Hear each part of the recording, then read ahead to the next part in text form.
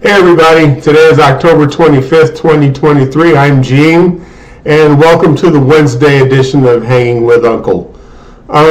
There's a lot of fear and doom and gloom going on in the world right now. I don't want to talk about any of it. I don't want to talk about the war, who's at fault, pointing fingers. I don't want to talk politics today. I want to talk about something uplifting that everyone can benefit from, and it falls along the line of what we like to preach here at Uncle about pay yourself. So with that in mind, before we get started, please hit that subscribe button if you've not done so. We're really trying to grow the channel. And hit that like button. It really helps spread the word and lets everybody know that we exist out here. And if you like what we talk about, then hit that notification bell on the right side, and you'll be notified whenever we go live and put new content out there. So today I want to talk about food cooperatives or food co-ops. And with me today, we have our man on the street, Brent Naple. Brent, welcome back to the show. Hey, thank you, Gene. I'm not only the man on the street, I'm the man in the garden too. I've been gardening all my life, man, but I was part of the Master Gardener program. I know a lot about what we're going to talk about tonight, man. I'm excited. Good. So first of all, before we start talking about anything, we should let everybody know what a food co-op is. So if you want to run with that one, Brent. I'm sorry, what?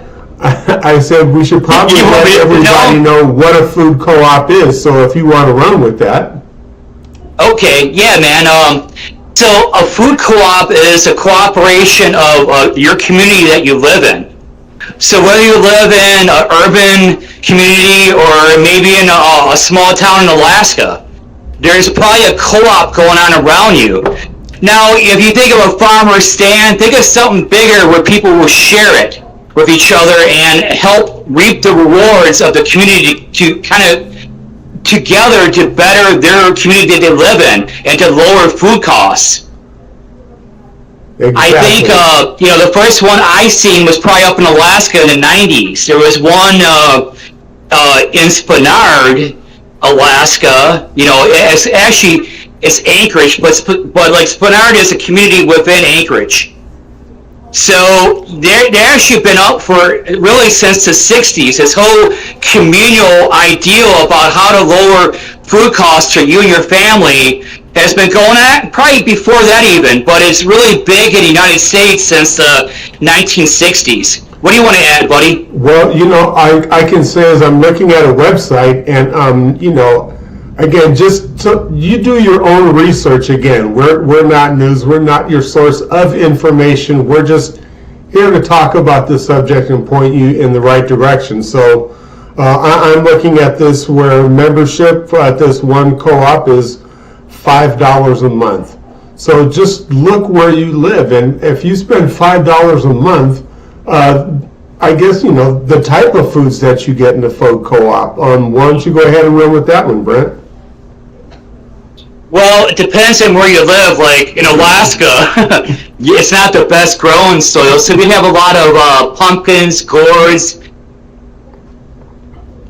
potatoes, some rhubarb, stuff like that. But in areas where you have a deeper soil and great nutrient, you would have great vegetables like green peppers, maybe some tomatoes coming up. You would have different areas to grow in where maybe you might not be able to do that at your house, you think, even though you can. But this way, you're helping each other enrich the soil. There's usually master gardeners involved with that. Like, I'll give you an example. In Clinton Township, Michigan, they have a community garden at the senior center there. And they have different gardens throughout in different arboretums, different places throughout Macomb County. So this is just one example of how you get involved. So they're constantly thinking about ways to enrich the soil on what they put in there. So this is going to be more organically grown, because we're looking at it from not a short-term value, but a long-term sustainable value of a nutrient value to your community, and to make sure that you're, that all the bases are checked, basically, to make you succeed in the community you live in.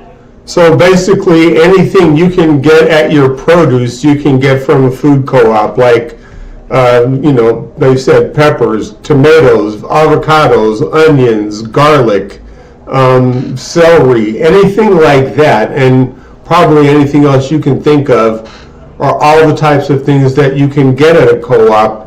What else can you typically find at a co-op, Brent? Well, there's different co-ops. So, like, I'll give you an instance for, just because we like that green stuff a little bit. So before there was any medical marijuana laws or any type of anything in Michigan, they had a gray area for a while. And how most of your pot shops started in Michigan was through co-ops. There's people calling in, sharing their strains with other people, helping build a community in there. But this isn't just, I'm just giving you one example of it. Yeah. So by you sharing your strain and helping the genetics of that strain grow in the area you live in, that is more beneficial for you not to just put it in that community garden, but to put it at your house too. So now you could because there is plenty. I mean, stuff really wants to grow everywhere. It really just needs a little bit of sunshine, a little bit of love, and a little bit of water, really. I have a question. You can, yeah. When we talk about food co-ops, we're talking about produce, but what about these like large beef distribution facilities or businesses that want to send like sides of beef to you for X amount of money? Would you consider that to be a co-op, or is there like a beef co-op that you could involve yourself in as part of a food co-op? Well, I mean, okay, so I'll give you an example of that. So up in Alaska, when I lived there in the 90s, we had some guy from up by Trappers Creek area, got a little bit actually south of that, but he was really close to Trappers Creek area. Huh? I'm sorry, I'm just enjoying a good glass of red today. Go ahead. Yeah, so am I, but it's called Mike's Hard Lemonade. So, anyways, there was farmers, guys that raised cattle, that were putting out advertisements on our community webpage in Alaska, saying, hey, we have beef and we want you to buy it ahead of time. So if you pay us $2,000 right now, we're going to give you a whole head of beef. Now maybe you want a half a side of beef. Well, a half a cow, well, that's going to be about $1,000. And maybe that number was $2,000 and $4,000, but I think in the 90s it was actually $1,000 and $2,000. So you would pay into that co-op, and then that guy would help actually, or make sure that your beef wasn't overly chemicalized in the process, so your nutrient value was higher. So you were getting basically almost choice or prime cuts of meat by buying into the farmer's community ahead of time. So that is called kind of a co-op, right? Yeah, well, that's what I was going to ask. There are farmers that basically raise livestock, whether it be pigs, chickens, cattle, whatever, for the purposes of being in a co-op, and so they make sure that it's all grass-fed or something that's organic, that is healthier for, basically just the population to consume.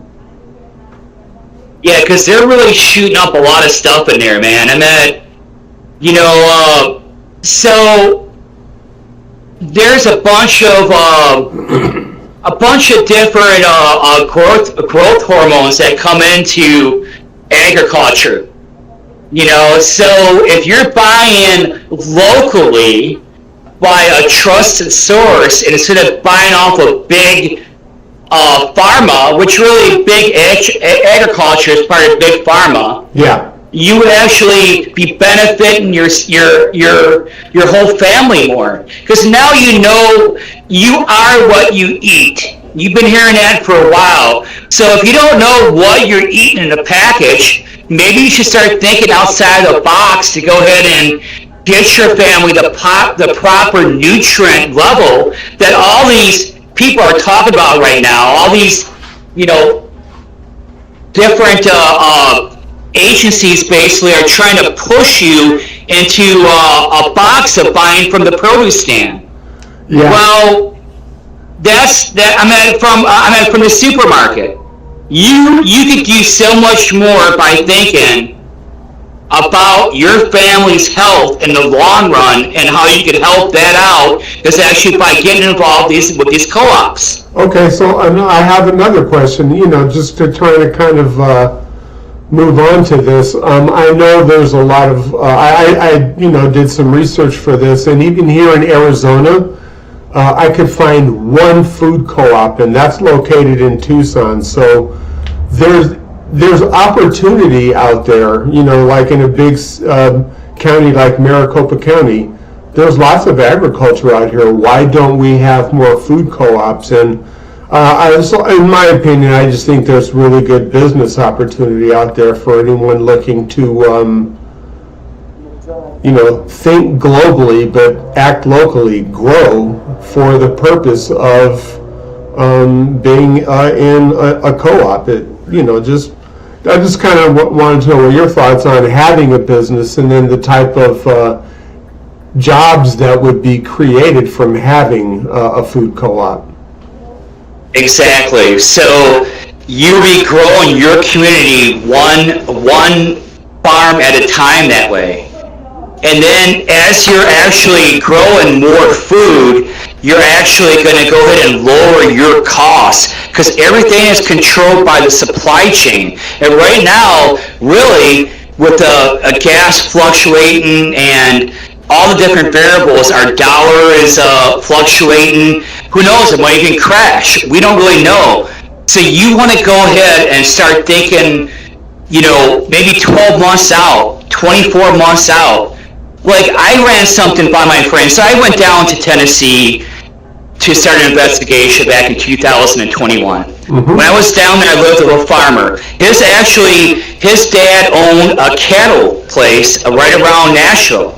So he was raising cattle that people were buying. Like Garth Brooks would buy cattle from this guy that was basically the Truckers Association.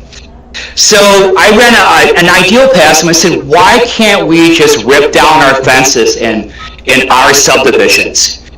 If there's people that need jobs, right? Yeah. If there's a micro community in your community and they need housing, right? There's all these temporary housing situations, but you could maybe even put a little home on there, rip down your fences, get a tractor to come in, rent a tractor, one community to another, plow your fields. That is good soil underneath your land that you are probably not developing, that is probably a lot more healthy than the soil they're growing on. All the soil that they're growing on, you can look at the color. Like he brought me out and said, what do you think about this land? What do you see? I said, well, I see there's a little bit of drainage. It's like, drainage is good, because you need a little bit of slope for water to go ahead and feed your crops. What else? So he ripped up the grass and said, look at this. Look how dark the dirt is. And then he put it in his mouth. Rich. He's like, well, what do you taste? And I was like, well, it kind of tastes like dirt, but it's probably, nitrogen? He's like, exactly. There's all the different things you could taste in that. So these people know. There's probably people moving out of the farms into the urban areas that could help you. He could be your neighbor. So if you start thinking, like, we could go ahead and actually do this all, right? If we could actually lower down your food costs, people don't understand how much you spend on food. So a banker told me one time that if you're trying to save money, don't put it in the bank, buy your food when it's on sale. So think about your food you're eating instead of like a week at a time. Think of it as maybe a 1 month or a 3 month project, or even longer. If you can start thinking longer than that, now you're having a sustainable way to help your family out. Instead of just having bits and pieces fed to you that you think the nutrient value is high, the caloric value might be high, but that doesn't mean nutrient value is high. The only thing that happens with nutrient value is you have to actually test your soil, know the how the color your plants come out. Do you know about colors, Gene? Yeah, I do. You know how every different color will bring out a different benefit for you. I know this is what I know about crop rotation. Say, for example, if you're growing corn, you don't want to grow corn behind it, because whatever nutrients that were left in the soil from the roots of the corn will be helpful to maybe grow something like tomatoes. And then what's left from the tomatoes maybe will help to grow strawberries. I mean, I don't know, but there is a science to this. You're absolutely correct. And I'm glad we're talking about this, because, these are things that I think people need to know more about to keep more money in their pocket, instead of always using your resources to go to the store and make a grocery store chain, rich. Exactly. If feeding other people, you need to feed your family. And as things will keep on shrinking, like I said, instead of like thinking of your neighbor as a Republican or a Democrat, or as black as white, think of something as like this, like they're your neighbor, that they can help you out, and you and your family. What is their skill set, and how does that translate to what you know? So a lot of this gets down to what the barter system is too. So the barter system, you can actually get benefits up to, I think, what is it, $800, Gene, I think, for you have to claim any taxes on. So it depends on what you set your services at. You could do this all legally according to legal speak. If you want to know what legal speak is, Trump's got that down pretty good. What did he pay? No taxes 1 year? So you can start to figure out ways to actually help yourself out and know the legal system. But that's a story for another day, man. I think the difference in this, though, because you're absolutely right, a food co-op benefits everybody, not just the grower. It benefits the community, because the community is getting the benefit of the harvest, and the farmer is reaping the benefit of collecting goods or money from the community to grow the next season's crop for the co-op to feed the community and keep it going. It's a symbiotic relationship. Exactly. We're not apart from each other. We're all connected, one way or another. Just because what you hear, what's going on in the news, is not the truth about who we are and what we are. We are one planet. We are one community, and you need to start talking to everybody in your community to figure out how that's going to affect it. Hey, man, I got to run, actually. Okay. So I appreciate your talking to everybody again, man. I'll speak to you again soon, okay, brother? Brent, it's good being on the show. Thank you again, and I will talk with you soon, man. All right, brother. Bye-bye. Bye. So, thank you, Brent, for being on the show. And, to close with a couple of things. I heard from, this, in the news, this wealthy Australian billionaire, Mr. Pratt, just gave some good words of advice, just to, how to look at things, and we should not look at each other as rivals. We should look at each other as customers, because the customer needs the goods, the produce from the food co-op. The farmer needs the money to make sure he can sustain the soil to grow the next crop. Again, it's symbiotic. It's not one takes precedence over the other.